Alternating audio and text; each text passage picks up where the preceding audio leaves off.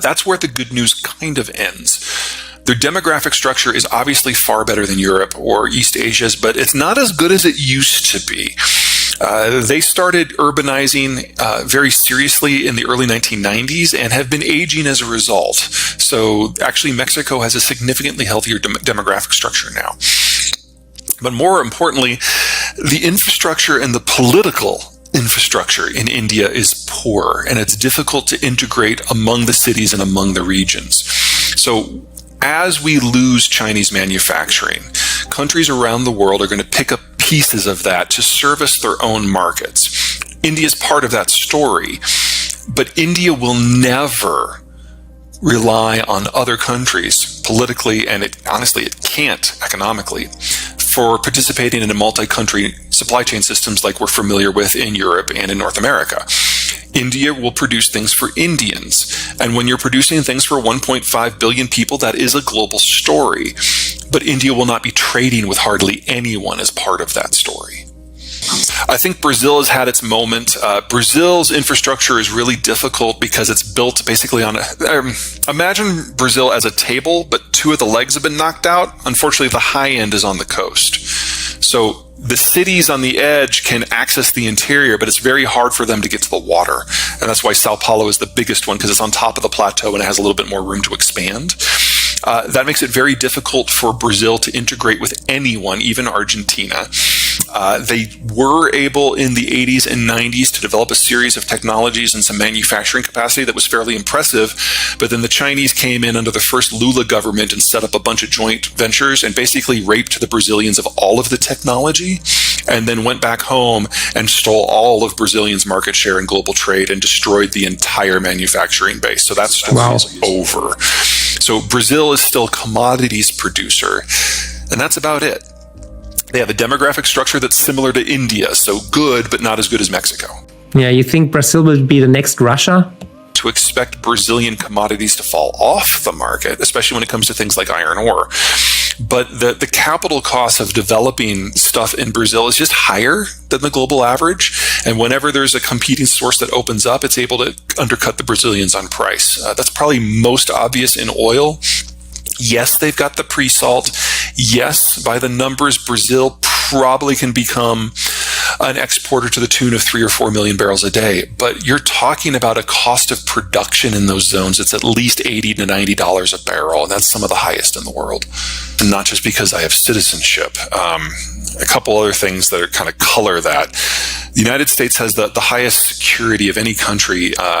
The average citizen has higher security than any other time in history without the artificial imposition of things like the global order.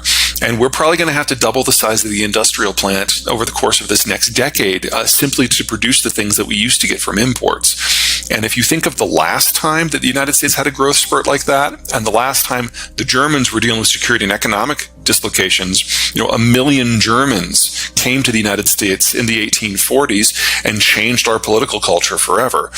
I expect another mass move of much larger scale this time, and not just from Germany. So, it's hard to go wrong here. Obviously, the United States has other issues that you have to deal with. Me personally, because I'm a little atypical, I went to university in New Zealand, so I couldn't qualify for citizenship there anytime I want to. It's not that New Zealand is self-sufficient when it comes to things like food and energy. It is part of an internationalized supply chain system that it needs. But it's an extended part of the American family, and it's an extended part of the Southeast Asian network as well. So it is heavily exposed to both of the two big growth poles of the future. And in addition, if we get into a situation where the Kiwis have major security problems, the rest of us are long gone already. The problem with calling a super cycle is it implies that everything is going to remain globalized, and I don't think that's the case. And as the world breaks up into economic blocks, you're going to have different market patterns for each commodity based on where they're sourced and where they're needed.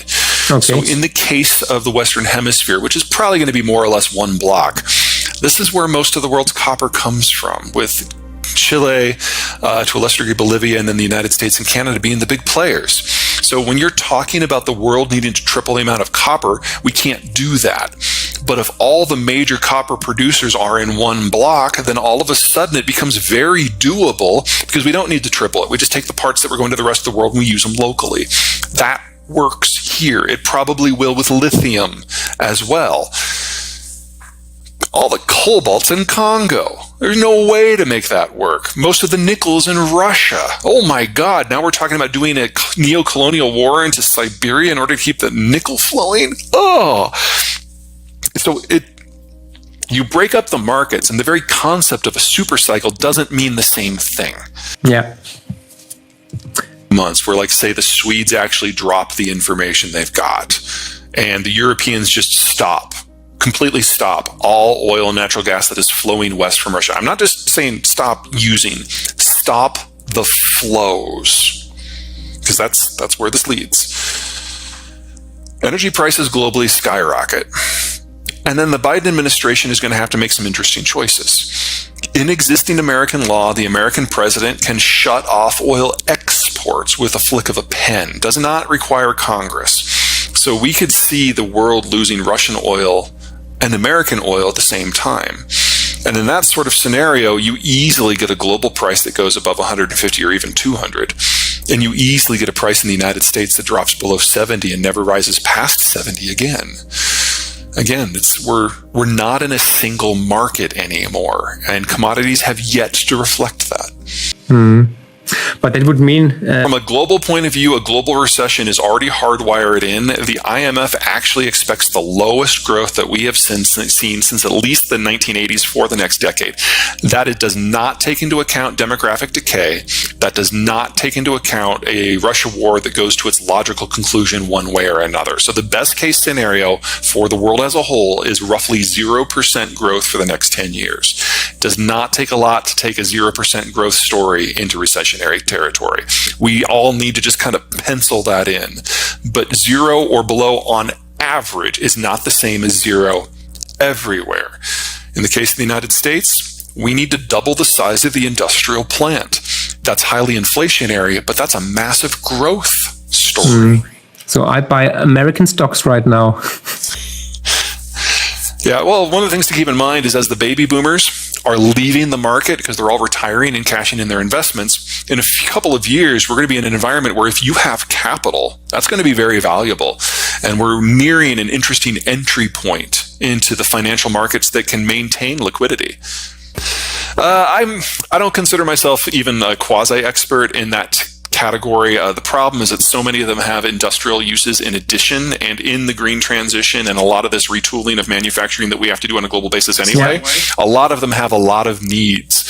So that is very bullish for them, independent of what anyone might consider in terms of using them as a hedge against inflation or as a financial asset in its own right. And that makes them all wildly volatile. And then, of course, you have to look at where they come from. If you're looking at platinum, you're talking South Africa. That's probably okay. If you're looking at palladium, you're talking Northern Russia, and that's probably not. Okay. I don't want to give you a price forecast because I don't have one. All I can tell you is that the majority of the world's copper does come from the Western Hemisphere, and I don't see a security reason why the supply should be interrupted. Now, the growth story for copper until now has been hand in hand with globalization, and that's why China has been the world's largest absorber of copper for decades. I think that's going to stop cold. But if we are going to electrify everything, that's technically a bigger demand story. Yeah. States is in the process of being phased out because the natural gas that comes out of the shale fields is primarily now a waste product, and it just can't compete on price. But if you break down global trade, one of the things that people forget is in terms of international energy patterns, oil and natural gas, those are the low carbon fuels, and they're internationally traded. So you break that down, and most countries have to go back to something they can get locally, which is coal, which is exactly what the Germans are doing today. What about agriculture commodities and fertilizers? Oh, God, that's depressing. The world's single largest producer and exporter of fertilizers of all types is Russia. And specifically, nitrogen fertilizers are a subset of natural gas, or produced from natural gas. So as Russian energy falters, you should expect that to go away as well. And roughly half of the world's potash comes from Belarus and Russia specifically, at some very specific sites that are having some technical problems because of labor issues.